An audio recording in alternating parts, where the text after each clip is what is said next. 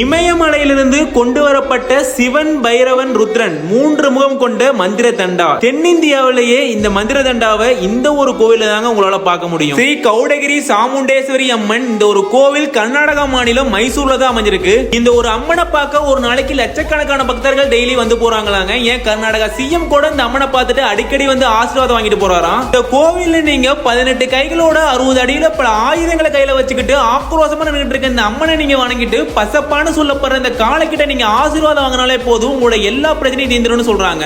அதே மாதிரி புதுசா தொழில் தொடங்குறவங்க, வீடு கட்டணும், கடன் பிரச்சனை உள்ளவங்க இங்க நிறைய மக்கள் வந்து வேண்டுதல் வச்சுட்டு போறாங்க. இப்படி வேணுன விஷயம் ஏதோ ஒரு விதத்துல நடக்கிறனாலேயே இங்க ஒரு நாளைக்கு இவ்வளவு மக்கள் வந்து போறாங்க. அப்புறம் முக்கியமா இங்க வர மக்கள் பசியோட போக கூடாதுன்னு வருஷத்துல 365 நாள் இங்க அன்னதானம் போட்டுட்டு இருக்காங்க. இப்படி ரொம்பவே சக்தி வாய்ந்த இந்த சாமுண்டேஸ்வரி அம்மன் கோவிலுக்கு மைசூர் கௌடகிரி வந்தீங்கன்னா கண்டிப்பா ஒரு முறையாவது போயிட்டு வாங்க. அப்படியே இந்த மாதிரி கோவில் யூஸ்ஃபுல் அப்டேட்டுக்கு மறக்காம பேஜையும் ஒரு ஃபாலோ பண்ணி வச்சுக்கோங்க.